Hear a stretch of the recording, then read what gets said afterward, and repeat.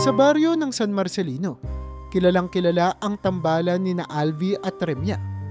Mula nang magkasabay silang mag-aral sa kolehiyo, hindi na sila nagkahiwalay. Simpleng tao si Alvi, tahimik at masipag sa kanyang trabaho bilang guro sa pampublikong paaralan. Samantalang si Remya, isang masayahing babae na likas ang pagiging maabilidad, ay nagtatrabaho sa isang maliit na bangko sa bayan. Kung pagmamasdan, tila sila'y napaka-perpekto para sa isa't isa. Kaya naman nang ipahayag ni Alvi ang kanyang intensyong magpakasal sa kasintahan, marami ang natuwa. Ang lahat ay naniniwala na isang masayang pagsasama ang maghihintay sa kanila. Nagsimula ang kasiyahan ng inanunsyo ng dalawa ang kanilang nalalapit na kasal. Halos araw-araw na nagtutulong-tulong ang pamilya at mga kaibigan upang maihanda ang lahat. Puno ng tawanan ang kanilang mga munting pagtitipon habang pinaplano ang listahan ng mga bisita, ang menu ng handaan at maging ang kulay ng mga dekorasyon. Sa gitna ng abalang preparasyon, labis ang pasasalamat ni Remya kay Alvi. Palagi niyang sinasabi, "Hindi ko alam kung anong mabuting nagawa ko sa buhay para magkaroon ng lalaking tulad mo." Ngunit sa gitna ng lahat ng kasiyahan, may lihim na bumabalisa kay Remya. Isang lihim na matagal na niyang tinangkaing kalimutan. Bago pa man siya nakilala ni Alvi, nakipagsapalaran si Remya sa isang negosyo. Inakala niyang ito ang mag-aahon sa kanya mula sa hirap, ngunit nauwi iyon sa pagkakabaon niya sa utang. Isa sa mga kasama niya sa negosyo ang tumakbo dala ang kanilang puhunan. Iniwang mag-isa si Remya na magbayad ng malaking halaga. Dahil sa kahihiyan, sinikap niyang mabayaran ang utang nang hindi na nagpaliwanag kanino man. At nang makilala niya si Alvi, sinumpa niya sa sariling hindi na muling babalik sa ganoong sitwasyon. Ilang linggo bago ang kasal, isang lumang kakilala ni Remya ang biglang lumitaw. Si Maribel, dating kasosyo niya sa nabigong negosyo, ang siyang nagbunyag ng nakaraan ni Remya kay Alvi. Hindi naman ito sinasadya ni Maribel. Naisip lamang niyang baka gusto ni Remya ng tulong pinansyal sa kasal. "Alam mo, Alvi, ang tapang ng asawa mo. Biruin mo, nakabangon siya mula sa malaking utang noon." Ani Maribel nang minsang makasabay niya si Alvi sa palengke. Sa umpisa, naguluhan si Alvi. Hindi niya ito binanggit agad kay Remya, ngunit nag-umpisa na siyang magtanong-tanong. Sa gabi ng isang mahimbing na usapan, habang sila'y nagpaplano ng kasal, biglang nagtanong si Alvi, "Remya, totoo bang dati kang nalubog sa utang?" Hindi nakapagsalita si Remya. Nahalata ni Alvi ang pagbabago sa kanyang muka. Isang pagtataka, takot, at hiya ang bumalot sa kanyang mga mata. Sinabi ni Maribel, "Bakit hindi mo sinabi sa akin?" Hindi makatingin si Remya kay Alvi. "Natatakot akong malaman mo, Alvi. Ayokong isipin mo na mahina ako, na hindi ako maaasahan." Sa halip na sumagot agad, tumayo si Alvi at tumingin sa labas ng bintana. Nakatitig siya sa malayo, tila iniisip kung paano haharapin ang bagong impormasyong natutunan. Narinig ni Remya ang mabigat niyang buntong hininga. "Akala ko, wala kang tinatago sa akin." Ani Alvi, mababa at puno ng hinanakit ang boses. Sumagot si Remya, "Hindi ko gustong magsinungaling, pero natatakot akong mawala ka." Ilang araw ding nanatiling malamig ang kanilang usapan. Hindi magawang ngumiti ni Alvi tuwing magkasama sila. Si Remya naman ay pilit iniiwasan ang kanilang mga usapan. Takot siyang malaman kung ano ang magiging pasya ng kaniyang kasintahan. Hindi niya rin magawang magsabi sa iba. Habang papalapit ang araw ng kasal, unti-unting pinanghihinaan ng loob si Remya. Inakala niya, tuluyan nang mawawala ang pangarap niyang maikasal sa lalaking pinakamamahal niya. Ngunit isang gabi, bumalik si Alvi. Nakangiti. Nagdala siya ng paboritong kakanin ni Remya at binuksan ang kanilang album ng mga lumang larawan. "Tingnan mo, dito tayo nagkakilala." Anya, habang itinuturo ang isang litratong magkasama sila sa isang klase noong kolehiyo. Nagulat si Remya, ngunit hindi niya magawang magsalita. "Nalaman ko ang lahat. At hindi ko ito papayagan na sirain tayo, ani Alvi. Wala akong pakialam sa nakaraan mo, Remya. Ang mahalaga sa akin ay kung sino ka ngayon. Sa wakas, naglaho ang bigat sa dibdib ni Remya. Hindi niya napigilang mapaiyak. Patawarin mo ako, Alvi. Patawarin mo ako sa hindi ko pagsasabi agad. Anya. Hinawakan ni Alvi ang kanyang kamay at tumingin sa kanyang mga mata. Nandito ako, Remya. Magkasama nating haharapin ang lahat. Pagdating ng araw ng kanilang kasal, tila naging mas espesyal ang bawat sandali. Alam nilang pinagdaanan nila ang isang malaking pagsubok, ngunit mas pinagtibay nito ang kanilang pagmamahalan. Habang nakatayo sila sa harap ng altar, may bagong liwanag sa kanilang mga ngiti. Ang mga bisitang dati hindi batid ang kanilang pinagdadaanan, ngayoy natutuwa sa pagmamahalang kanilang nasaksihan. Sa araw na iyon, si Alvi at Remya ay hindi lamang naging mag-asawa.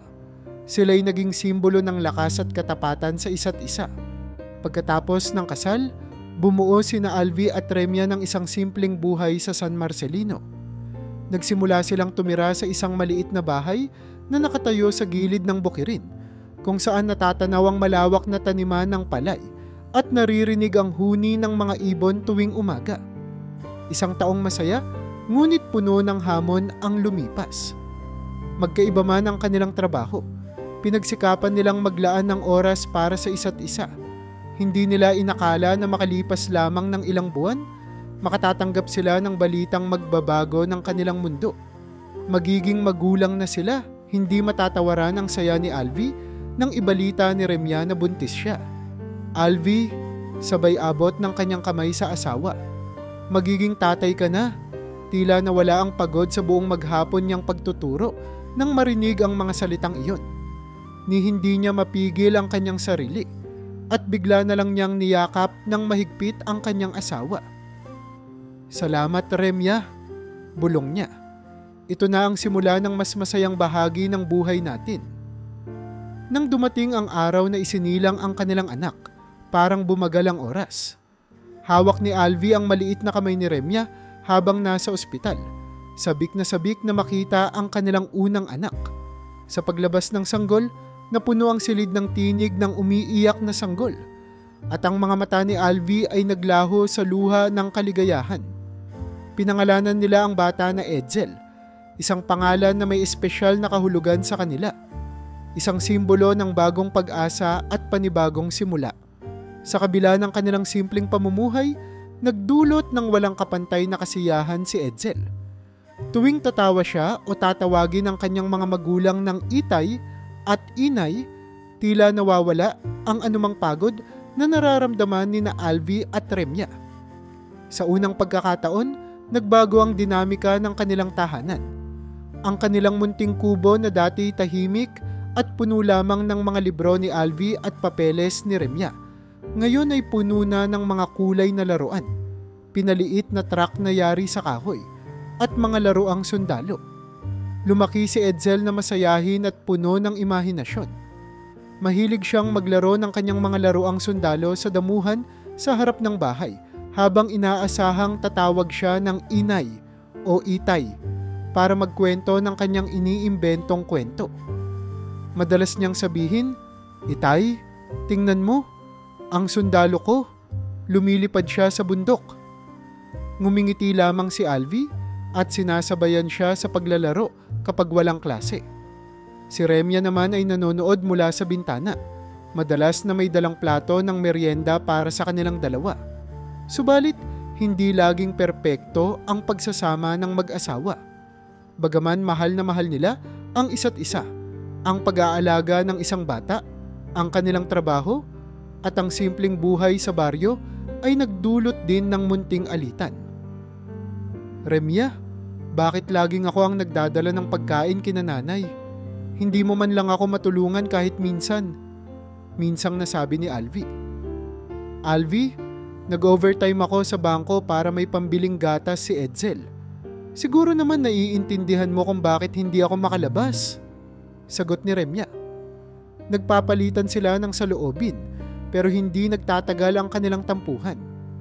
Isang ngiti mula kay Edsel, isang munting halakhak mula sa bata, at bumabalik din agad ang ngiti sa kanilang mga muka. Sa paglipas ng panahon, unti-unti rin silang natututo. Naiintindihan ni Alvi na minsan, kailangan niyang mag-adjust sa schedule ni Remya. Si Remya naman ay natutong maglaan ng kaunting oras tuwing weekend para magbanding silang tatlo bilang pamilya.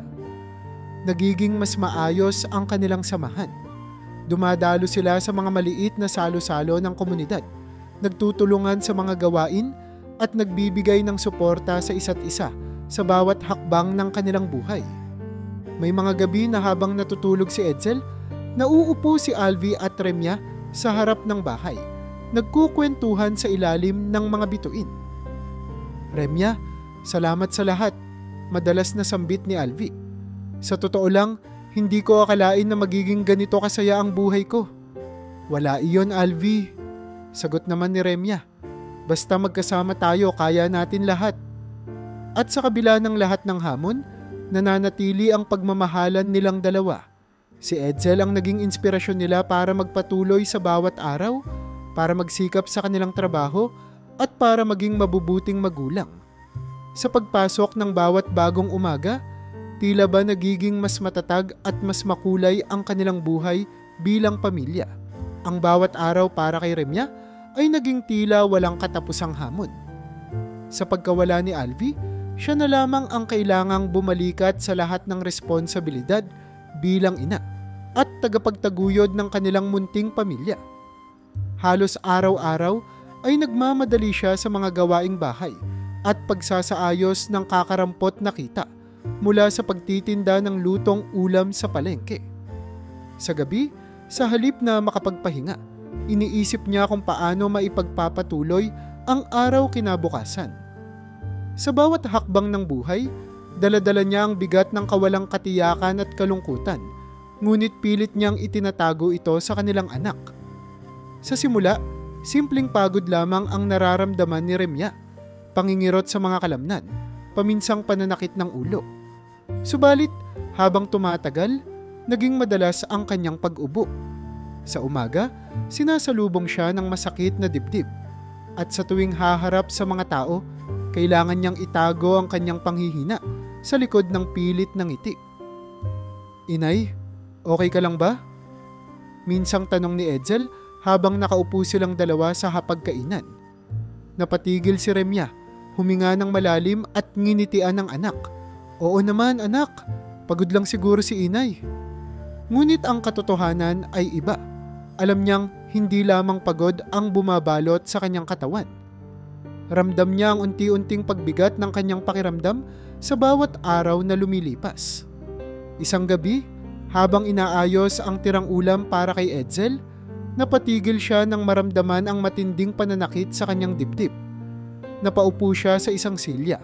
Hawak ang kanyang tapat na bahagi ng dibdib habang pilit na humihinga ng malalim. Agad na tumakbo si Edsel sa kanya. "Inay, anong nangyayari sa'yo?" Halos hindi makapagsalita si Remya, ngunit inabot niya ang kamay ng kanyang anak. "Huwag kang mag-alala, anak. Lilipas din ito." Ngunit sa mga mata ng bata, malinaw na may malalang nangyayari. Hindi rin madali ang buhay para kay Edsel. Sa murang edad na 6 na taon, batid niyang hindi maayos ang kalagayan ng kanyang ina. Isang araw, habang naglalaro ng kanyang truck na kahoy sa harap ng bahay, nakita niyang napaupo si Remaya sa gilid ng hagdan. Nakabukas ang pinto ng kanilang bahay at mula sa kanyang pwesto, kita niya ang ina niyang pilit na sumisigla, ngunit malungkot ang mga mata. Hindi maiwasan ni Edsel ang mapaisip. Bilib siya sa tapang ng kanyang ina, ngunit alam niyang kailangan niyang gumawa ng paraan upang makatulong, kahit sa simpleng paraan lamang. Isang gabi, habang natutulog si Remya, dumaan si Edsel sa kanilang maliit na aparador kung saan nakalagay ang paborito niyang laruan, ang truck na kahoy na minsang ginawa ni Alvi.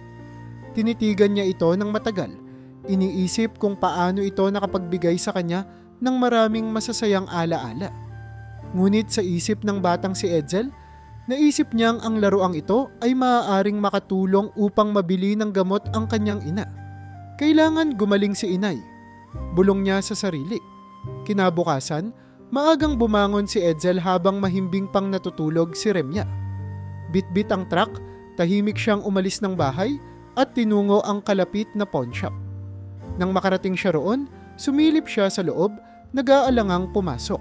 Sa huli, nilakasan niya ang loob at iniabot ang laruan sa matandang tagapangasiwa ng pawn shop. "Titito, pwede po bang ibenta ito? Kailangan ko po ng pera para sa gamot ni inay." Pakiusap niya habang pilit na hindi umiiyak.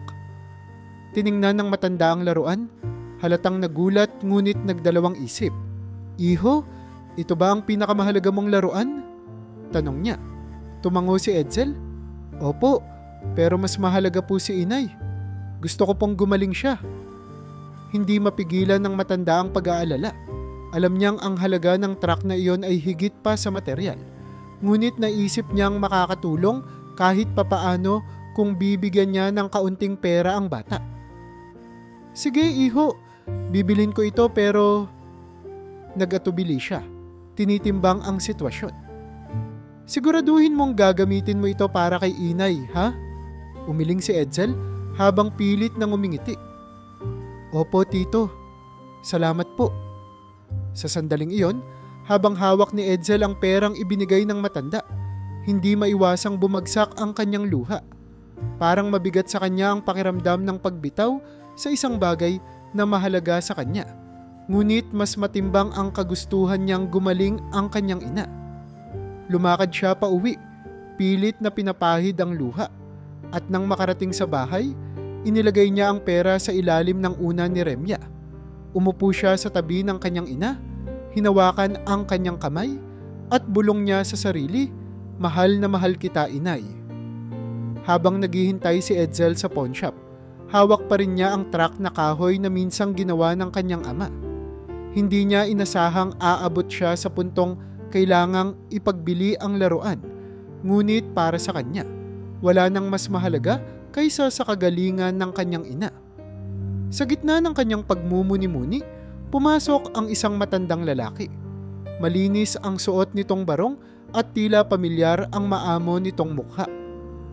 Si Clement Valerio, isa sa pinakamayayamang tao sa bayan at CEO ng isang kilalang korporasyon, ay naroron upang ipasuri ang ilang antigong alahas. Napansin agad ni Clement ang batang lalaki sa sulok. May kung anong bigat sa mga mata ni Edsel na humila ng pansin niya. Tila masyado itong seryoso para sa isang batang kasing edad niya. Nilapitan niya si Edsel at mahinahong nagtanong, "Iho, bakit mo dinala ang truck mo dito?" Tumingala si Edsel at saglit na natigilan. Sa tono ng boses ni Clement, naramdaman niya ang sinseridad at hindi siya nakaramdam ng takot. "Ibebenta ko po sana," sagot niya ng mahinahon. "Kailangan ko pong pambili ng gamot ni inay." Hindi agad nakaimik si Clement. Napansin niyang nanginginig ang hawak ni Edsel sa laruan at sa sandaling iyon, naramdaman niya ang tapang ng bata. "Nasaan ba ang inay mo, iho?" tanong niya. Bahagyang nakayuko upang magkapantay sila ng mata. Dahan-dahang nagkwento si Edsel. Sinabi niya na nasa bahay ang ina niya, mahina at madalas inuubo. Wala na raw silang pera mula nang makulong ang kanyang ama. At ito lamang truck na kahoy ang natitira sa kanya na maaaring maibenta. "Ang tatay mo?" tanong ni Clement. "Anong pangalan niya?" Napatingin si Edsel sa sahig. Tila nag-aalangan kung dapat niyang sabihin. Ngunit sa huli, sumagot siya. "Alvy po ang pangalan niya." Parang nawala ang kulay ng mukha ni Clement nang marinig ang pangalan. Hindi na kailangan ng maraming paliwanag. Alam niya agad kung sino si Alvy. "Iho," sabi niya, tila nag-iiba ang tono. "Kilala ko ang tatay mo. Dati kaming magkapit-bahay. Alam mo bang napakabuti ng tatay mo noong kami mahirap pa?" Gulat na tiningnan siya ni Edsel. "Di talaga po?" tanong niya, hindi makapaniwala. Tumango si Clement. "Oo, may mga panahong wala kaming makain. At si Alvy ang nagbibigay ng kanin sa aming pamilya. Kahit kaunti lang ang meron siya, hindi niya kami hinayaang magutom." Natigilan si Edsel. Parang bigla niyang naisip na hindi lamang niya ama si Alvi. Isa itong mabuting tao na tumulong sa iba kahit noong sila'y walang-wala. Sa puntong iyon, si Clement naman ang tila nalito. Paano nangyaring nagkaganito ang sitwasyon ng pamilya ni Alvi? Inalam niya ang buong kwento. "Iho," tanong ni Clement, "bakit ba nakulong ang tatay mo?" Sa murang edad ni Edsel, ipinaliwanag niya kung paano nadenggoy si Alvi ng isang kasosyo, kung paano nawala ang lahat ng kanilang ipon, at kung paano siya napilitang harapin ang isang kasong wala naman siyang kasalanan. Habang nakikinig si Clement, lalong tumindi ang kirot sa kanyang dibdib. Minsan nang tumulong si Alvi sa kanilang pamilya noong mahirap pa sila, at ngayon tila panahon na para ibalik ang kabutihan. Hindi niya kailangang mag-isip ng matagal. Napagdesisyunan niyang hindi lamang pera ang ibibigay niya sa bata, kundi isang mas matagalang solusyon para sa kanilang pamilya. "Edsel," mahinahong sabi ni Clement, "huwag mong ibenta ang truck na ito. Hindi mo kailangan." Bigla na lang niyang inabot ang pitaka niya at binigyan si Edsel ng higit pa sa inaasahan nitong halaga. "Ito ang gamitin mo pambili ng gamot para kay inay mo," dagdag niya. "At bukas, bumalik ka rito. Gusto kong makilala ng maigi ang nanay mo." Nabigla si Edsel sa kabaitan ng matanda. Hindi niya inaasahan ang ganitong klaseng tulong mula sa isang taong halos hindi niya kilala. Sa araw na iyon, umuwi si Edsel na may dalang pera at hindi na kailangang bitawan ang paborito niyang laruan. Nang makita ni Remya ang pera, tinanong niya si Edsel kung saan ito nanggaling. Ipinaliwanag ng bata ang kanyang naging pag-uusap kay Clement. Hindi alam ni Remya kung dapat siyang matakot o magpasalamat. Ngunit sa narinig niyang kwento, may tiwala siyang hindi masasama ang motibo ng matanda. Kinabukasan, bumalik si Edsel at sinamahan na siya ni Remya. Sa muling pagkikita ni na Clement at Remya, agad na nalaman ng huli na seryoso ang hangarin ng matanda. Ipinangako ni Clement na gagawin niya ang lahat ng makakaya upang matulungan ang kanilang pamilya. Hindi lamang dahil sa tapang ni Edsel, kundi dahil na rin sa utang na loob na matagal na niyang gustong suklian. Sa mga sandaling iyon, unti-unting nagbago ang kapalaran ni Remya at Edsel. Isang matandang bilyonaryo ang muling nagdala ng pag-asa sa kanilang buhay. Mula nang makilala ni Clement si Edsel sa pawnshop, nagbago ang takbo ng buhay ng mag-ina. Hindi nagtagal, lumapit si Clement sa kanilang tahanan upang personal na makausap si Remya. Sa unang tingin pa lamang, nakita niya ang hirap na pinagdaanan ng pamilya. Ang bahay ay simple at halos walang kasangkapan. At sa kabila ng ngiti ni Remya, halatang may mga gabing hindi siya natutulog ng maayos. "Remya," sambit ni Clement habang nakaupo sa kanilang maliit na mesa, "nais kong makatulong sa inyo. Hindi lamang dahil sa tapang ng anak mo, kundi dahil na rin sa utang na loob ko kay Alvi noon." Nagulat si Remya sa sinabi ng matanda. "Hindi ko po alam kung paano magpapasalamat," tugon niya. "Pero wala po kaming ibang hangad kundi ang magkaroon ng pagkakataong bumangon ulit." Sa tulong ng kanyang koneksyon, inialok ni Clement kay Remya ang isang posisyon bilang tagapamahala sa isa sa kanyang kumpanya. Bagamat nag-aalangan noong una, tinanggap ito ni Remya para sa kinabukasan ng kanyang anak. Sa mga sumunod na buwan, unti-unting nagbago ang kanilang takbo ng buhay.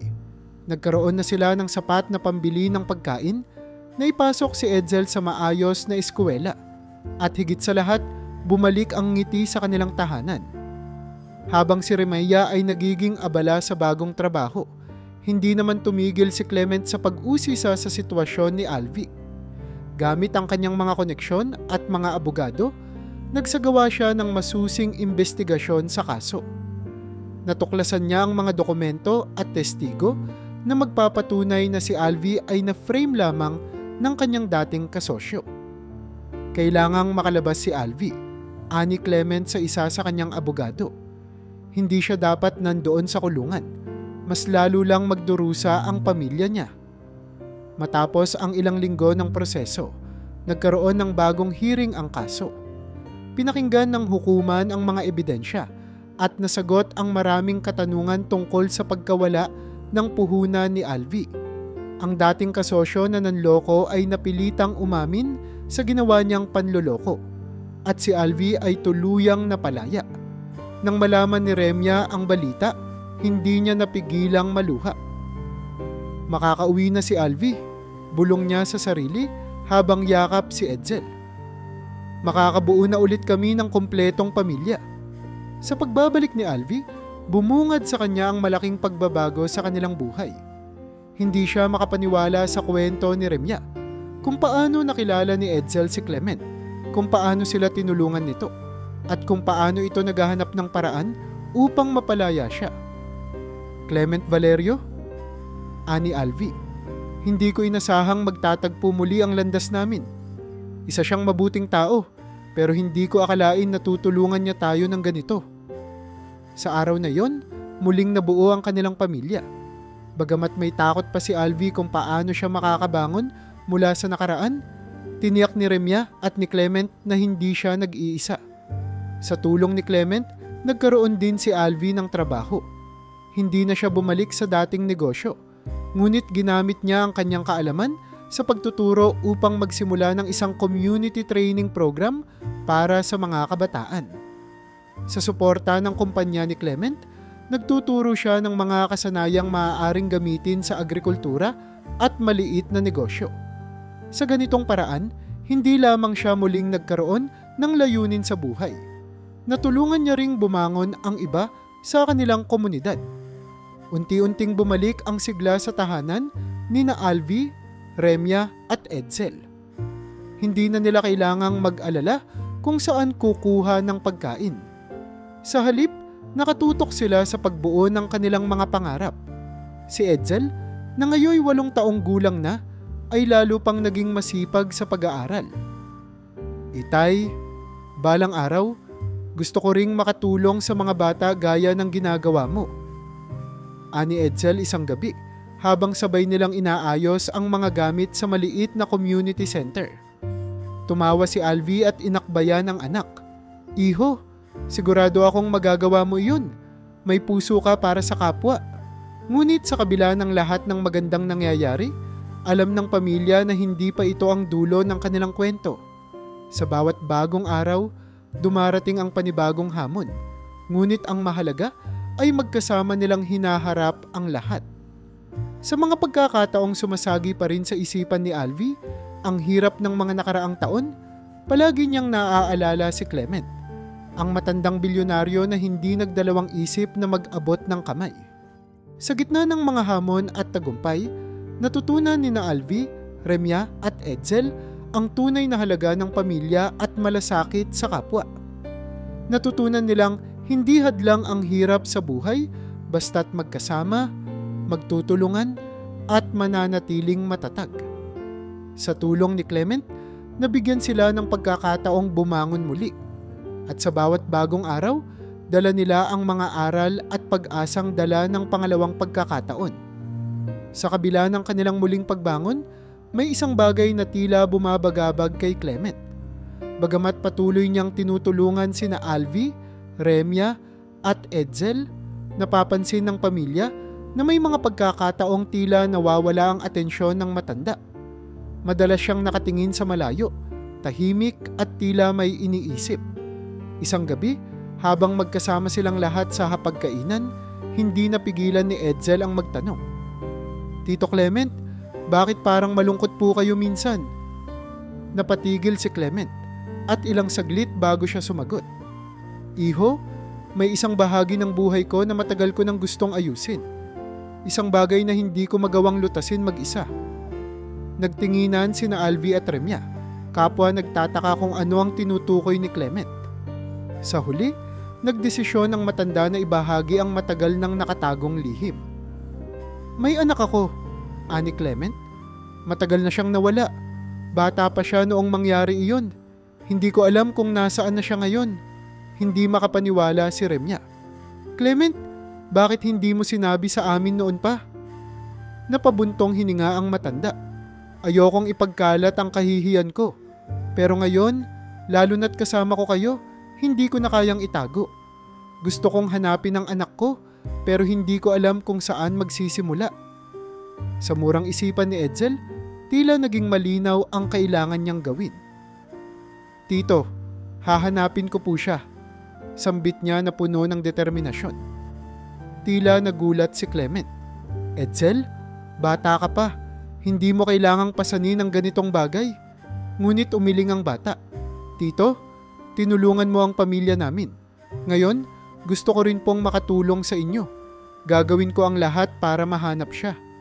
Hindi inaasahan ni Clement ang ganoong tapang mula sa isang bata. Ngunit hinayaan niyang magpatuloy si Edsel. Sa tulong ni Alvi at Remya, nagsimula silang maghanap ng mga dokumento, larawan, at anumang impormasyon na magbibigay ng lead tungkol sa nawawalang anak ni Clement. Lumibot sila sa iba't ibang lugar, nagtanong-tanong, at kahit nakakapagod, hindi sila tumigil. Minsang nasa isang bayan sila sa hilagang bahagi ng probinsya, biglang napatigil si Edsel sa harap ng isang lumang gusali. Itay, inay, tawag niya. May nakita po akong ampunan. Agad nilang nilapitan ng pinto at nagtanong sa tagapamahala. Sa hindi inaasahang pagkakataon, nakita nila ang isang pangalan sa talaan na tumutugma sa pangalan ng anak ni Clement. Sigurado po ba kayo na siya iyon? Tanong ni Remya, puno ng pag-asang sumisilip sa kanyang boses. Walang ibang kapangalan dito, sagot ng tagapamahala. Agad nilang ipinagbigay alam kay Clement ang natuklasan. Ngunit bago pa man nila mapagsama si Clement at ang kanyang anak, dumating ang isang hindi inaasahang hadlang. Si Gregorio Montano, isang dating karibal ni Clement sa negosyo at personal na kaaway. Hindi matanggap ni Gregorio na muling bumangon si Clement at nagkaroon pa ng pagkakataon na mahanap ang kanyang anak. Matagal nang kinikimkim ni Gregorio ang galit dahil sa dating alitan nila sa negosyo. At sa tingin niya, ang pagkakataong ito ang tamang sandali upang makaganti. Isang gabi, habang pauwi sina Alvi at Remya mula sa pagbisita sa ampunan, nasabayan nila ang grupo ni Gregorio na nag-aabang sa kalsada. Mukhang nahanap nyo na ang nawawala, ha? Ani Gregorio, tila nanunukso. Alam mo, Clement, akala ko ba wala ka nang natitirang pamilya? Anong kalokohan ito? Nagkaharap ang dalawang lalaki sa gitna ng kalsada. Gregorio, mahinahon ngunit matatag na sabi ni Clement, wala kang karapatang guluhin ang buhay ko. Ngunit hindi nagpapigil si Gregorio. Bakit? Nasanay ka na bang ikaw ang laging bida? Ngayong bumalik ka na, baka oras na para tapusin natin ang hindi natapos nun. Sa gitna ng tensyon, si Edsel, sa kabila ng kanyang murang edad, ay tila naging matapang pa sa mga nakatatanda. Tito Clement, hindi natin kailangang patulan ito, sabi niya habang hawak ang kamay ng matanda. Ang mahalaga po, mahanap natin ang anak niyo. Sa komprontasyong iyon, lumantad ang tunay na kulay ni Gregorio. Inakusahan niya si Clement ng panloloko sa negosyo, ngunit sa tulong ni Alvi at Remya, nailabas nila ang katotohanan. Lumabas na si Gregorio mismo ang may mga itinatagong ilegal na gawain na pilit niyang ikinakalat kay Clement. Sa huli, hindi na itago ni Gregorio ang kanyang mga kasalanan at tuluyang natalo sa usapan. Ang tagumpay na ito ay hindi lamang tagumpay ni Clement, kundi ng buong pamilya na tumulong sa kanya. Matapos ang lahat ng hirap at hamon, nagkaroon sila ng pagkakataon na muling magsimula. At sa gabing iyon, nang mahigpit na niyakap ni Clement ang kanyang anak, walang pagsidla ng saya at kapayapaan na matagal na niyang hinintay. Sa kabila ng lahat ng ginawa ni Gregorio, napagtagumpayan nila ang anumang hamon. Patunay na walang makakatalo sa pagkakaisa at pagmamahal ng isang tunay na pamilya. Matapos ang matagal na paghahanap, natagpuan nila si Kaiden, ang nawawalang anak ni Clement. Sa una, nagdalawang isip si Kaiden na tanggapin ang malaking pagbabago sa kanyang buhay. Lumaki siya sa isang ampunan sa malayong probinsya. Walang malinaw na alaala sa kanyang ama. Ngunit nang makita niya si Clement, ang matandang ngunit matapang na lalaki, na halatang napakatagal nang hinahanap siya, unti-unti siyang lumambot. "Bakit mo pa hinanap?" tanong ni Kaiden, punong-puno ng pagtataka. Tumugon si Clement na may luhang nangingilid sa kanyang mga mata. "Dahil ikaw ang pamilya ko. Ikaw ang matagal kong hinahanap." Ang kanilang muling pagkikita ay hindi naging madali. Bagamat tinanggap ni Kaiden ang alok ni Clement na umuwi at makasama siya, maraming tanong ang bata na hindi agad masagot. Sa panahong iyon, malaking bagay ang naging papel ni na Alvi, Remya at Edsel. Sa pakikitungo ni Edsel kay Kaiden, unti-unti niyang naparamdam dito na parte siya ng pamilya. "Kuya Kaiden, tara laro tayo." Sambit ni Edsel minsang hinila ang bagong dating sa isang laro ng dama. Sa kabila ng pagkailang, napangiti si Kaiden. "Sige, pero baka talunin kita," sagot niya. Hindi nila namalayang ilang oras na silang magkasamang naglalaro. Habang nagiging mas malapit sina Kaiden at Edsel, lalong tumitibay ang ugnayan ni na Clement at Alvi.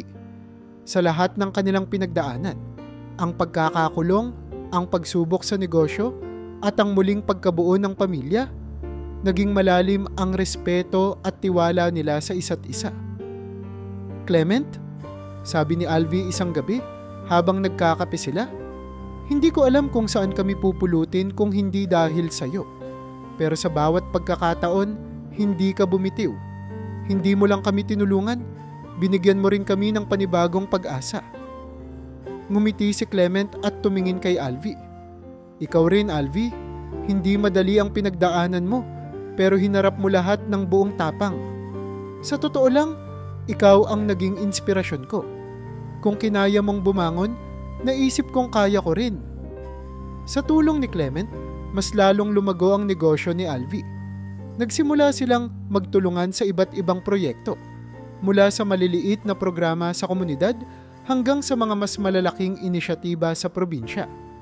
Ang dating simpleng tindahan ni Alvi ay naging isang sentro ng kalakalan para sa mga magsasaka, habang si Clement ay patuloy na nagdadala ng mga bagong ideya at teknolohiya. "Alam mo, Alvi," sambit ni Clement habang nakatayo sa gitna ng isang assembly ng mga magsasaka, "ang tagumpay natin ay hindi lamang para sa atin, para ito sa mga tao, para ito sa kanilang kinabukasan. Hindi lamang negosyo ang naging mas maayos." Si Remya, na ilang taon ding nagdusa sa karamdaman, ay tuluyang gumaling. Bagamat mahirap ang naging proseso, sa suporta ng kanyang pamilya at ng bagong trabaho, unti-unti siyang nakabawi. Sa tuwing tinitingnan niya ang kanyang anak na si Edsel at si Kaiden, nararamdaman niyang sulit ang lahat ng sakripisyo. Isang araw, habang hawak ang isang tasa ng tsaa, ngumiti siya kay Alvi. "Hindi ko akalain na darating tayo sa puntong ito. Sa dami ng hirap na pinagdaanan natin, ngayon ko lang ulit naramdaman na kompleto na ako." Ngunit hindi natapos si Remya sa pagbawi ng kanyang kalusugan. Naging mas aktibo siya sa komunidad. Nagsimula siyang tumulong sa iba pang pamilyang hirap makabangon. Ibinabahagi ang kanyang kwento bilang inspirasyon. Nag-organisa siya ng mga maliit na medical mission at mga seminar para sa kababaihan. "Kung natulungan nila kami, kaya rin nating tumulong sa iba," sabi niya sa kanyang asawa isang gabi. Natutuwa si Alvi sa nakikita niyang pagbabago sa asawa. Sa kabila ng lahat, nanatili si Remya bilang isang ilaw ng kanilang tahanan at ng kanilang komunidad. Unti-unti, ang dati mabigat na mga araw ay napalitan ng magagaan at masayang sandali. Ang kanilang bahay ay muling napuno ng tawanan, hindi na lamang ni Edsel kundi pati ni Kaiden. Hindi na lamang sila isang pamilya, sila'y isang matibay na haligi ng pag-asa sa kanilang lugar. Ang bawat pagkilos nila ay may layunin, ang bawat proyekto ay may direksyon. Sa bawat hakbang, alam nilang hindi sila nag-iisa. Si Clement, na dating nawalan ng pamilya, ngayon ay may natagpo ang bagong tahanan. Si Alvi, na minsang nawalan ng lahat, ngayon ay muling lumalago. Si Remya, na dating may karamdaman, ngayon ay buhay na patunay ng lakas at pagtitiis. At sina Kaiden at Edsel, Ang dalawang batang tila magkaibang mundo, ngayon ay magkasamang lumalakad sa iisang landas. Bagamat hindi pa tapos ang kanilang kwento, ang bagong yugto ng kanilang buhay ay puno ng pag-asa. Hindi man nila alam kung ano pa ang darating na pagsubok, sigurado silang kakayanin nila ito. Ngayon, ang bawat araw ay isang pagkakataon upang ipagdiwang ang kanilang tagumpay at ibahagi ang kanilang kwento sa iba. Sa bawat kilos nila, dala nila ang aral na ang tunay na tagumpay ay hindi nasusukat sa yaman, kundi sa kakayahang bumangon, magtulungan, at manatiling matatag sa gitna ng hamon ng buhay. Habang unti-unting bumubuti ang kalagayan ng pamilya ni na Alvi, Remya at Edsel, isang masalimuot na lihim ang nagsimulang lumitaw mula sa nakaraan. Isang gabi, habang nagkakape si Clement at Alvi sa beranda, may dumating na hindi inaasahang bisita. Isang matandang abogado na dati tumulong kay Alvi noong panahon ng kanyang kaso. Alvi, bungad ng abogado, may mga bagong ebidensyang lumabas tungkol sa dati mong kasosyo. Nabigla si Alvi at agad niyang inusisa kung ano iyon. Ano ang ibig mong sabihin? Tapos na ang kaso, hindi ba? Totoo, sagot ng abogado. Pero natuklasan naming si Gregor Mantillo ay hindi lamang simpleng nanloko. May mas malalim pa siyang motibo. Naputol ang katahimikan ng gabi. Tumingin si Clement sa abogado, tila may bagay na tumama sa kanyang alaala. Gregor Mantillo? Tanong niya, dahan-dahan ang tono. Oo, sagot ng abogado. Bakit? Kilala mo ba siya? Tumahimik si Clement. Maya-maya, tumingin siya sa malayo, tila binabalikan ang isang matagal ng alaala. Naging bahagi ng buhay ko ang pangalang yan. Noon pa man, may hinala na akong siya ang dahilan kung bakit biglang nawala ang negosyo ng ama ko. At kung tama ang iniisip ko, baka hindi lang negosyo ang kinalaman niya, kundi pati na rin sa pagkawala ng anak ko. Nagkatinginan sina Alvi at Remya, parehong naguguluhan sa sinabi ni Clement. Ano ang ibig mong sabihin? Tanong ni Remya. Maaring si Gregor din ang nasa likod ng pagkawala ni Kaiden noon, sagot ni Clement. Matagal ko nang inaalam kung sino ang tunay na dahilan ng paghihirap namin, pero wala akong pruweba. Ngayon, mukhang may koneksyon ang lahat. Sa mga sumunod na araw, nagsimula silang mag-usap-usap. Lumabas ang ilang detalye. Bago pa man mawala si Kaiden, may mga transaksyon ng ama ni Clement na nagresulta sa pagkalugi ng kanilang negosyo. Isang tagapamagitan ang pumasok at ang pangalan nito ay Gregor Mantillo. Ngunit hindi lang negosyo ang natapos, pati ang kaligayahan ng pamilya ni Clement. Nang magbitiw ang ama ni Clement sa kanyang posisyon, biglang nawala si Kaiden. Nagtanong si Clement sa mga kapitbahay noon, ngunit wala ni isang makapagbigay ng kasagutan. At sa lahat ng ito, si Gregor ang tanging pangalan na palaging sumulpot. Hindi naging madali ang pagtanggap ni Alvi sa bagong impormasyon. Akala ko, kasosyo ko lang siya na nagkamali ng desisyon. Hindi ko inakalang may malalim na plano pala siyang manloko. Ani Alvi habang nag-uusap sila ni Remya. Napayakap si Remya sa asawa. Ang mahalaga, Alvi, ay nalaman natin ngayon. At ngayon, may pagkakataon tayong itama ang lahat. Sama-sama nilang hinarap ang sitwasyon. Nagtipon-tipon sila, kasama ang kanilang mga abogado at ilang taong handang tumulong. Pati si Kaiden, na ngayon mas nakauunawa na sa sitwasyon, ay naging bahagi ng plano. Kung si Gregor ang dahilan kung bakit nawala ako noon, gusto kong makibahagi sa pagdadala ng hustisya, sabi niya. Nagulat si Clement sa determinasyon ng kanyang anak. Hindi mo kailangang gawin ito, sagot niya. Pero kung ito ang gusto mo, magkasama natin itong haharapin. Sa mga sumunod na linggo, nagsimula silang mag-ipon ng mga ebidensya. Lumabas ang mga dating record ng negosyo at komunikasyon ni Gregor. Sa tulong ng ilang saksi na lumantad, nalaman nilang si Gregor ay talagang may motibong sirain si Clement. Lumang galit ang ugat nito. Isang transaksyon noong bata pa si Clement, kung saan nakakuha siya ng mas malaking bahagi ng kita kaysa kay Gregor. Hindi iyon matanggap ni Gregor. Kaya't gumawa siya ng paraan upang pabagsakin si Clement, kabilang na ang paninira sa reputasyon ng kanyang pamilya at ang panloloko sa negosyo ng ama nito. Ang lahat ng impormasyong ito ay nagdulot ng matinding tensyon. Alam nilang hindi magiging madali ang laban, ngunit determinado silang ipaglaban ang katotohanan. Nang dumating ang araw ng paglilitis, halos puno ang silid ng korte. Si Clement, Alvi, Remya, Edsel at Kaiden ay magkakasama. Buong tapang na hinarap si Gregor. Hindi tumingin si Gregor sa kanila. Ang dati niyang kumpiyansa ay napalitan ng kaba. Nagsimula ang mga testigo na isa-isang magsalita. Ang dating empleyado ni Gregor ang unang tumayo. Alam ko ang lahat ng ginawa niya. Narinig ko siyang nagsabing gagawin niya ang lahat upang pabagsakin si Clement. Isa pang saksi ang naglabas ng dokumentong nag-uugnay kay Gregor sa pagkawala ni Kaiden. Habang naririnig ito, hindi napigilan ni Clement ang luhang tumulo sa kanyang mga mata. Alam niyang sa wakas, lumalabas na ang katotohanan. Sa bandang huli, natalo si Gregor. Ang korte ay naglabas ng hatol pabor kina Clement at Alvi. Hindi lamang napatunayan ang panloloko ni Gregor, kundi pati na rin ang kinalaman niya sa pagkawala ni Kaiden. Habang nagpapasalamat sila sa isa't isa, tumingin si Clement kay Alvi. Salamat sa iyo, Alvi. Kung hindi dahil sa iyo, hindi ko mararating ang puntong ito. Tumugon si Alvi na may ngiti. Hindi mo kailangang magpasalamat. Ginawa lang namin ang tama. Sa araw na iyon, hindi lamang nila na ibalik ang hustisya, na ibalik din nila ang kapayapaan sa kanilang mga puso. Sa wakas, ang madilim na bahagi ng kanilang nakaraan ay napalitan ng liwanag ng katotohanan at katarungan. Sa paghatol ng korte, tuluyang napatunayan ang kasalanan ni Gregor. Lahat ng kanyang mga balak, mula sa paninira ng negosyo ni Clement hanggang sa pagkawala ni Kaiden, ay nalantad.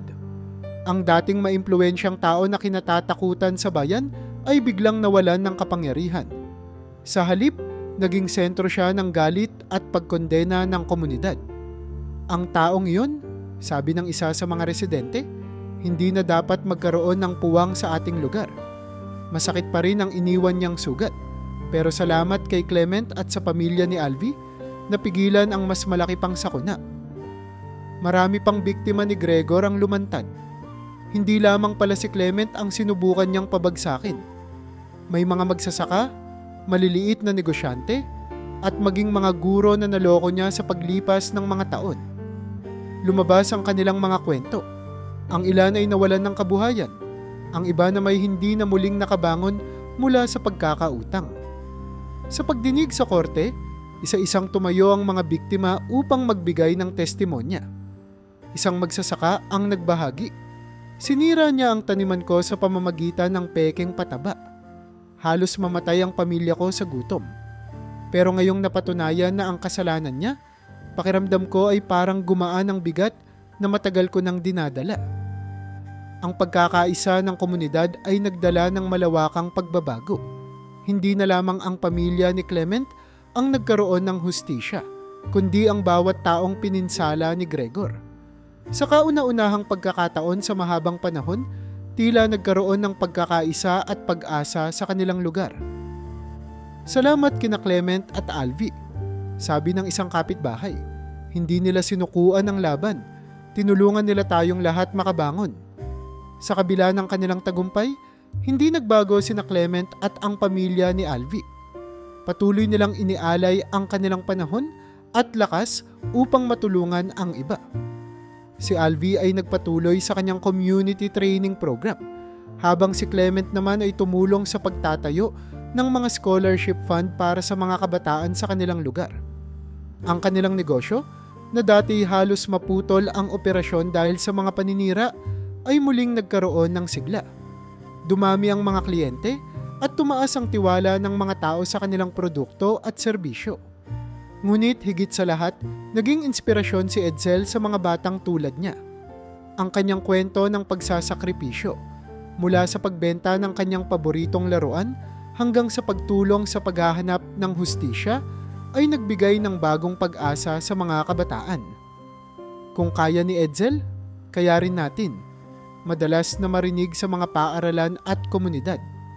Si Edsel ay nagsimulang magbahagi ng kanyang karanasan sa mga batang nangangailangan ng inspirasyon. Hindi madali ang buhay. Sabi niya minsang nagsalita sa isang maliit na pagtitipon. Pero kung may pamilya kang handang magtulungan, walang problema ang hindi malulutas. Ang pamilya ni Alvi at Clement ay naging simbolo ng lakas ng pamilya at pagkakaibigan. Sa tuwing makikita silang magkasama, nagtutulungan sa negosyo o simpleng nagkakasiyahan sa kanilang tahanan, nagiging paalala sila sa lahat na ang pagkakaisa at malasakit sa isa't isa ay ang tunay na yaman sa buhay.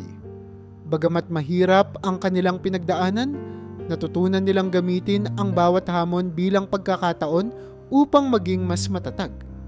Sa kanilang komunidad, muling nabuhay ang pag-asa. Nawala man ang dating impluwensya ni Gregor, napalitan ito ng bagong liwanag, isang pamayanan na nagkakaisa para sa ikabubuti ng lahat. Ang hustisyang nakamit nila ay hindi lamang para sa kanilang pamilya, kundi para sa lahat ng tao sa kanilang paligid. Ito ang bagong simula, isang yugto kung saan ang mga kwento ng kanilang tapang, pagtitiis at pagmamahal ay patuloy na magiging inspirasyon para sa mga susunod na henerasyon. Si Edsel ay isa ng ganap na binata. Mula sa bata na minsang nagsakripisyo ng kanyang paboritong laruan para sa ina, siya ngayon ay isang taong kinikilala at hinahangaan sa kanilang komunidad. Ngunit hindi niya nakalimutan ang mga aral na natutunan noong siya'y 6 na taong gulang pa lamang. Sa bawat hakbang na kanyang ginagawa, palagi niyang iniisip kung paano makakatulong sa iba. Lagi kong naaalala ang panahon na walang-wala kami.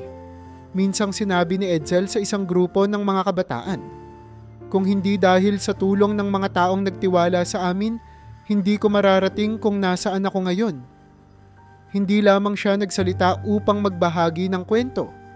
Sa pagkakataong iyon, inilahad niya ang kanyang bagong layunin, ang magtayo ng organisasyon na magbibigay ng suporta sa mga batang tulad niya. Itinayo ni Edsel ang isang non-profit na tinawag niyang Pag-asa sa Araw. Isang lugar kung saan ang mga pamilyang nahaharap sa matinding problema ay maaaring makahanap ng tulong at gabay. Ang pangunahing layunin ng organisasyon ay hindi lamang magbigay ng pagkain o pansamantalang tirahan, kundi pati na rin ng pagkakataon sa edukasyon, counseling, at skills training para sa mga magulang at bata. Ang inspirasyon sa likod nito ay ang sariling karanasan ni Edsel, kung paano siya at ang kanyang pamilya ay bumangon mula sa isang mahirap na kalagayan dahil sa tulong at suporta ng iba. Edsel, minsang tanong ni Clement, bakit edukasyon ang una mong tinutukan? Tumango si Edsel, nag-isip saglit at sumagot, Tito Clement, naalala ko noong panahong walang-wala kami. Hindi ko naisip na makakapag-aral pa ako sa maayos na paaralan. Pero dahil sa pagkakataong ibinigay niyo sa amin, natutunan ko ang halaga ng edukasyon. Kung may magagawa akong paraan para ang ibang bata ay magkaroon din ng ganitong pagkakataon, bakit hindi ko gagawin? Patuloy niyang pinalawak ang Pag-asa sa Araw. Sa tulong ng mga donasyon mula sa iba't ibang kumpanya at individual, kasama na ang personal na suporta ni Clement, nakapagpatayo siya ng mga community center kung saan maaaring makapag-aral ang mga batang hindi kayang pumasok sa formal schooling. Bukod pa rito, naglaan siya ng pondo para sa mga scholarship.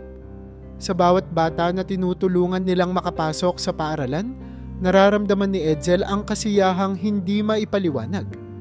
Hindi lang naman ito tungkol sa edukasyon. Ani Edsel sa isang conference, ito ay tungkol sa pagbibigay ng pag-asa. Ang pagpaparamdam sa kanila na kahit anong hirap ng buhay, hindi sila nag-iisa. May mga tao na handang tumulong, na handang maniwala sa kakayahan nila. Hindi lamang ang mga bata ang natulungan ng kanyang organisasyon. Pati ang mga magulang ay nabigyan ng mga programa upang magkaroon ng dagdag na kita. Nagkaroon sila ng training sa mga maliliit na negosyo tulad ng paggawa ng handicrafts, pagbubukas ng sari-sari store, at maging organic farming. Ang mahalaga, laging sinasabi ni Edsel, ay matuto silang tumayo sa sarili nilang mga paa. Ang tulong na binibigay namin ay simula lamang. Ang tagumpay ay nasa kanilang kamay. Sa kabila ng kanyang tagumpay, nanatili si Edsel na mapagkumbaba. Hindi siya nakalimot sa kanyang pinagmulan. Sa tuwing may bagong proyekto, palagi niyang binabalikan ang kanyang pamilya upang magtanong at humingi ng payo. Inay, minsang tanong niya kay Remya, ano kaya ang pwede pa naming gawin para sa mga nanay na hindi makapagtrabaho dahil sa sakit? Napangiti si Remya. Nakitang hindi nagbago ang anak niyang dating handang magsakripisyo para sa kanya. Anak, minsan sapat na ang may makausap sila. Magandang maglagay ka ng programang may counseling o health seminar. Madalas, ang kaalaman ang unang hakbang sa pagbangon nila. Habang patuloy na lumalago ang organisasyon, si Clement, kahit may edad na, ay nananatili sa tabi ni Edsel. Ikaw ang dahilan kung bakit ako nagpatuloy noon, sabi ni Clement sa isang pribadong pag-uusap nilang mag-ama. Ngayon, ikaw naman ang inspirasyon ko. Hindi matatawaran ang suporta ni Clement mula sa pagbibigay ng karagdagang pondo hanggang sa pagdalo sa mga event upang magbigay ng personal na kwento ng pagbangon. Ang relasyon nila ay hindi na lamang isang simpleng mentorship. Ito ay naging parang ama at anak na ugnayan. Lumipas ang mga taon at ang pangalan ni Edsel ay naging simbolo ng pag-asa sa kanilang lugar. Hindi niya binago ang kanyang ugali. Lagi siyang magiliw at marespeto. Laging inuuna ang kapakanan ng iba bago ang sarili. Kung may kaya kang gawin para tumulong, huwag kang magdalawang isip, madalas niyang sabihin. Ang kanyang halimbawa ay nagbunsod ng isang bagong henerasyon ng mga kabataan na naniniwala na ang tagumpay ay hindi nasusukat sa kung ano ang naipon mo para sa sarili, kundi sa kung paano mo ginamit ang iyong mga pagkakataon upang makapagbigay ng pag-asa at liwanag sa iba.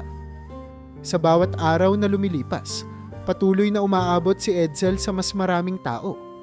Ang kanyang mga pangarap na minsang tila napakalayo ay naging realidad, hindi lamang para sa kanya, kundi para sa maraming pamilya na minsan ding nawalan ng pag-asa.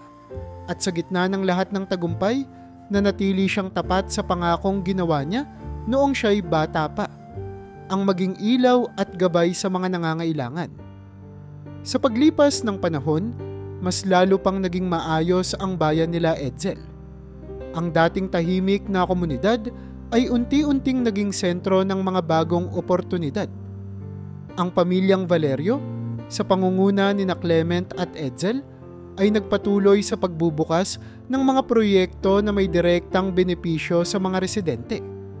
Ang pag-asa sa araw ay pinalawak, hindi na lamang sa edukasyon, kundi pati na rin sa pagsasanay para sa sustainable farming, pagpapautang para sa maliliit na negosyo, at pagtatayo ng mga pasilidad na makakatulong sa mga kabataan. Alam mo anak, wika ni Remaya isang umaga habang magkasamang nagkakape sila ni Edsel sa beranda. Hindi ko inakalang darating ang araw na magiging ganito kaganda ang kalagayan natin. Ngumiti si Edsel. Tinanaw ang mga nakatanim na gulay sa kanilang likod bahay na ngayon ay bahagi na rin ng kanilang livelihood program. Inay, lahat ng ito dahil sa tulong ng mga tao na naniwala sa atin at dahil din sa mga aral na natutunan natin mula sa nakaraan. Ang mga dating sugat ng kahapon ay tila naging bahagi na lamang ng isang kwentong natapos na. Si Alvi, na minsan nang nadungisa ng pangalan dahil sa kasong estafa, ngayon ay kilalang kilala bilang tagapagturo ng mga lokal na negosyante kung paano mas magiging maayos ang kanilang mga transaksyon. Minsan pa nga, nagiging speaker siya sa mga seminar para ipaliwanag ang mga natutunan niya mula sa kanyang sariling karanasan. Hindi kailangang maging perpekto para magtagumpay. Madalas niyang sinasabi, ang mahalaga ay alam mo kung paano bumangon kapag natumba ka.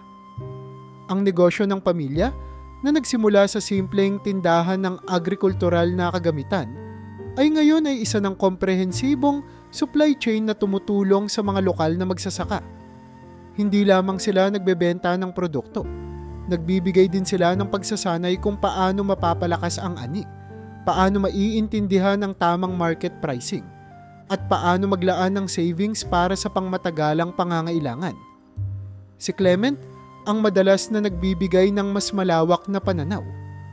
Kapag tinuruan natin silang tumayo sa sarili nilang mga paa, paliwanag niya sa isang pulong ng mga kawani, hindi lang nila maitatawid ang sarili nilang pamilya, kundi magiging bahagi sila ng pagbabago sa buong komunidad. Si Remia naman, na dati halos hindi makabangon sa kalusugan, ay naging aktibong miyembro ng komunidad. Nag-organisa siya ng mga health drive at community clinic para sa mga pamilyang hirap makapagpa-check up. Sa tulong ng iba pang volunteers, nagbigay sila ng libreng medical consultation, simpleng paggamot, at impormasyon tungkol sa preventive care. Dahil sa karanasan ko, naintindihan ko kung gaano kahalaga ang may kaalaman at access sa tamang pangangalaga. Anya sa isang health seminar, kung kaya't sa maliit naming paraan, nais naming maibahagi ang mga benepisyong hindi namin agad natamo noon. Sa gitna ng lahat ng tagumpay at kaunlaran, nanatili ang kanilang pamilya bilang sentro ng komunidad. Si Clement, kahit tumatanda na, ay nananatiling masigla sa kanyang mga proyekto. Basta't alam mong ang ginagawa mo ay makakatulong sa iba. Minsang sinabi niya kay Edsel, hindi ka mawawalan ng lakas. Si Edsel naman, na nagsimula bilang isang batang may simpleng pangarap, ay ngayon ay kinikilala bilang leader ng kanilang bayan. Ngunit sa kabila ng lahat, hindi niya pinabayaan ang kanyang pamilya. Regular pa rin silang sabay-sabay na kumakain, nagtatawanan, at nagkukwentuhan tungkol sa mga simpleng bagay. Edsel, ano pa ang plano mo para sa susunod na taon? Tanong ni Clement minsang nagkakasarapan sila ng usapan sa tanghalian. Marami pa akong gustong gawin, tito. Sagot ni Edsel. Gusto kong palakihin pa ang scholarship program. Gusto kong masigurado na walang bata sa bayan natin ang kailangang huminto sa pag-aaral dahil sa kakulangan sa pera. Tumango si Clement. Halata ang kanyang pagmamalaki sa pamangkin. Isang bagay lang ang gusto kong sabihin sa iyo, Edsel. Huwag kang titigil sa pangarap mo, pero huwag mo ring kalimutang magpahinga at magpasalamat sa mga narating mo na. Ang bagong panahon sa kanilang bayan ay hindi lamang nakikita sa mga bagong negosyo o proyekto. Ito ay nararamdaman sa bawat residente na may ngiti sa labi, sa bawat bata na may baong pagkain at mga libro sa eskwela, at sa bawat pamilya na mas malapit na ngayon kaysa dati. Ang mga dating alitan, ang mga dating sugat ng kahirapan, ay tila ba natabunan na ng mas masaya at mas maaliwalas na hinaharap. Bagamat alam nilang darating pa rin ang mga hamon sa hinaharap, sigurado silang handa nilang harapin ang lahat ng magkakasama. Ang kanilang bayan ay naging isang simbolo ng pag-asa. Isang lugar kung saan ang bawat isa ay may pagkakataong bumangon, magtagumpay, at magbigay sa iba. Ang bawat bagong araw ay hindi lamang simula ng panibagong gawain, kundi paalala na, sa tamang pagkakaisa at pagkilos, ang kahit anong hirap ng kahapon ay maaaring gawing inspirasyon para sa mas magandang bukas. Part 13. Ang Epilogo. Makalipas ang maraming taon, si Edsel ay naging isa ng marangal na patriarka ng kanilang pamilya. Ang mga araw ng kanyang kabataan, ang mga pagsubok at tagumpay na dinaanan nila, ay naging pundasyon ng isang makulay at makahulugang buhay. Sa kanyang tahanan na nakatayo sa isang tahimik na bahagi ng kanilang bayan, madalas niyang makasama ang kanyang mga anak at apo. Sa mga mahahabang hapunan, habang sabay-sabay silang kumakain, hindi maiwasang maibalik ni Edsel ang alaala ng kanilang nakaraan. Alam niyo, sabi niya minsan, habang tinatapik ang kamay ng kanyang panganay na anak, lahat ng meron tayo ngayon, bunga ng hirap, tapang, at pagmamahalan ng pamilya. Laging may kwento si Edsel sa bawat tagpo ng kanilang buhay. Ikinukwento niya kung paanong ang kanilang pamilya ay dumaan sa matitinding hamon. Ang panahon ng makulong si Alvi, ang mga sakripisyong ginawa ni Remia, ang pagkakakilala nila kay Clement, at ang muling pagkakasama nila ni Kaiden. Hindi ito mga kwentong paulit-ulit lamang. Para sa kanya, ang bawat kwento ay may bitbit na aral na nais niyang maipasa sa susunod na henerasyon. Ang yaman, madalas niyang sinasabi, ay hindi nasusukat sa dami ng pera o ari-arian. Ang tunay na yaman ay ang pagmamahal na naibabahagi natin sa iba, ang tapang na ipinapakita natin sa bawat pagsubok, at ang tiyaga upang harapin ang anumang hamon ng buhay. Sa gitna ng kanilang mahabang hapunan, isang gabi, biglang nagsalita ang kanyang apo. "Lolo, totoo bang may panahon na ibinenta mo ang paborito mong laruan para lang matulungan si inay?" Napangiti si Edsel. Hinaplos ang buhok ng bata at tumango. "Oo anak, totoo iyon. At sa tingin ko, iyon ang isa sa mga desisyong pinakaipinagmamalaki ko. Dahil kahit isang maliit na sakripisyo, kung ginawa mo ng may pagmamahal, napakalaki ng maitutulong sa iba." Bagamat matanda na si Edsel, hindi siya kailanman naging pabigat sa kanyang pamilya. Siya ay laging nandyan upang magbigay ng payo, ng tapik sa balikat, o ng simpleng ngiti na nagbubura ng mga alalahanin. At kahit wala na si Clement, laging binabanggit ni Edsel ang pangalan nito bilang isang haligi ng kabutihan sa kanilang buhay. Si Tito Clement ang nagturo sa akin kung paano maging bukas palad. Anya minsan, kahit siya'y dumaan sa matinding pagsubok, hindi niya hinayaang manalo ang galit. Bagkus, ginamit niya ang pagmamahal at malasakit upang bumuo ng mas magandang mundo para sa iba. Naging bahagi ng kultura ng kanilang pamilya ang pagtulong sa iba. Ang mga anak ni Edsel ay nagmana ng kanyang pagkamasinop at malasakit. Ang mga apo, bagamat pinalad sa mas maayos na kalagayan, ay tinuruan ng halaga ng pagtitiyaga at paggalang sa kapwa. "Lolo," tanong ng isa niyang apo, "ano po ang pinakamahalagang aral na natutunan niyo sa buhay?" Hindi agad sumagot si Edsel. Pinagmasdan niya ang bawat muka sa paligid, ang masayang pagtawa ng kanyang mga anak at apo, at saka siya ngumiti. "Ang pinakamahalagang aral," sabi niya, "ay ang mapanatili ang pagmamahalan sa kabila ng lahat. Kapag mahal mo ang ginagawa mo, ang pamilya mo, at ang mga tao sa paligid mo, kahit anong hirap kaya mong lampasan." Sa paglipas ng mga taon, nag-iwan si Clement ng legacy na hindi kailanman nalimutan. Ang mga proyekto na sinimulan niya ay patuloy na nagbibigay ng suporta sa komunidad. Ang kanyang pangalan ay palaging binabanggit tuwing may bagong health center na itinatayo, o kapag may kabataang nakatanggap ng scholarship na nagbago ng buhay nito. Bagamat wala na si Clement, ang kanyang diwa ay nanatili sa bawat sulok ng kanilang bayan. Lolo Clement, wika ng isa pang apo ni Edsel, isa siya sa mga dahilan kung bakit ang dami nating natutulungan ngayon, hindi po ba? Tumango si Edsel, malumanay na tumugon. "Oo anak, isa siya sa mga unang naniwala sa atin, at hindi natin kailanman dapat kalimutan ang kabutihang ipinakita niya." Ang pangalan ng kanilang pamilya ay naging simbolo ng pag-asa. Ang bawat miyembro ng pamilyang ito, mula kay Alvi hanggang kay Edsel, mula kay Remya hanggang kay Kaiden, ay nag-iwan ng marka sa kanilang komunidad.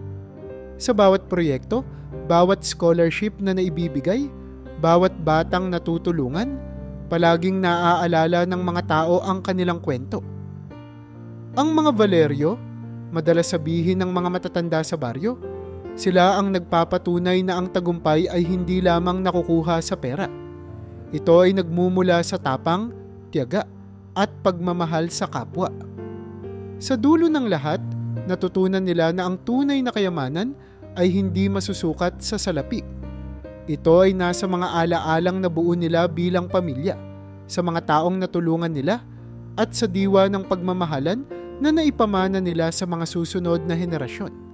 Sa bawat kwento na naibabahagi, sa bawat henerasyong natututo mula sa kanilang buhay, nananatili ang aral na kahit gaano kahirap ang mga pagsubok, ang tapang, tiyaga, at pagmamahal ay laging magdadala sa atin sa mas maliwanag na bukas.